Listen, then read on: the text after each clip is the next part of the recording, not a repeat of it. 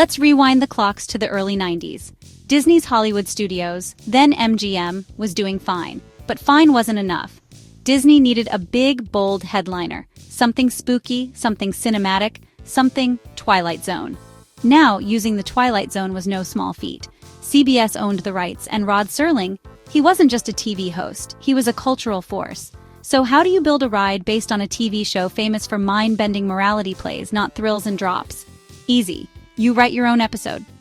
The Imagineers decided if they couldn't adapt an episode, they'd create one. But not just any story. This needed haunted elevators, vintage hotel glamour, lightning, ghosts, and a plot twist worthy of Serling himself. They called it the Hollywood Tower Hotel.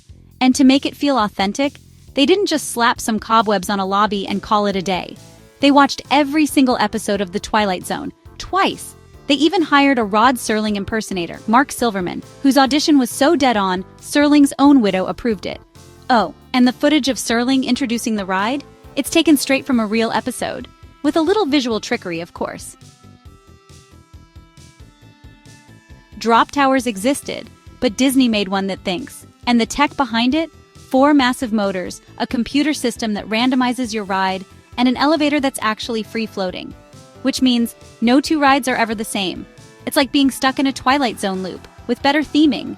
So the next time you step into that elevator, remember, you're not just riding a thrill ride, you're stepping into a lost episode of a show that redefined sci-fi, and now theme parks too, and we're just getting started.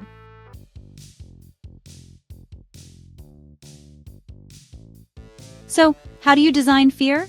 Well, first you make it beautiful. The Imagineers didn't want a cheesy haunted house. They wanted the Biltmore Hotel after a seance. Art Deco meets Dust Bowl, cracked plaster meets velvet drapes, that's Tower of Terror.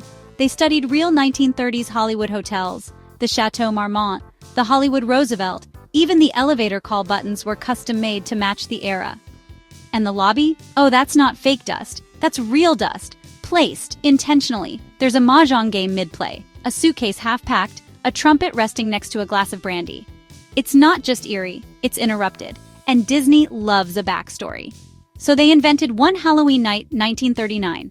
5 guests enter the elevator. Lightning strikes, boom, gone. Elevator shaft, sealed, hotel, abandoned. Until you show up. And then there's the music. You ever notice it? It's warped. Familiar, but off. Benny Goodman, Glenn Miller, but it sounds like it's playing through a ghost's radio.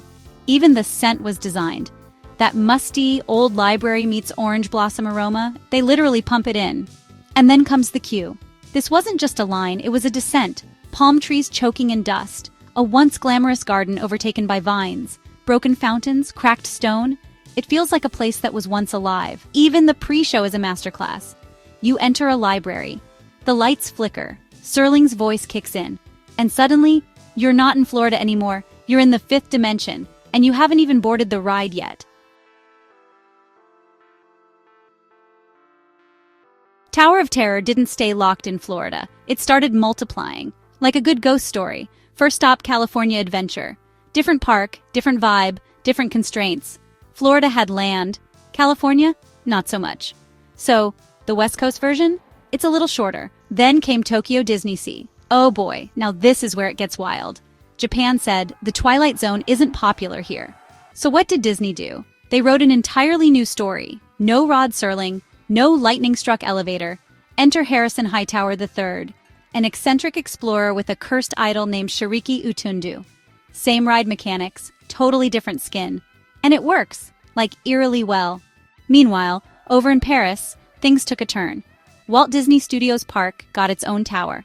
It was basically a copy of California's. Same design, same story. And then there's Anaheim. Again, in 2017, they pulled the plug. The Twilight Zone, gone. In came Guardians of the Galaxy. Neon, rockets, aliens, and a talking raccoon. It was reimagined in record time, just 11 months. And it introduced a new system, 6 drop profiles synced to music. It's a concert and a thrill ride at the same time. The Tower of Terror became an icon, on pins, on shirts, on spirit jerseys that cost way too much.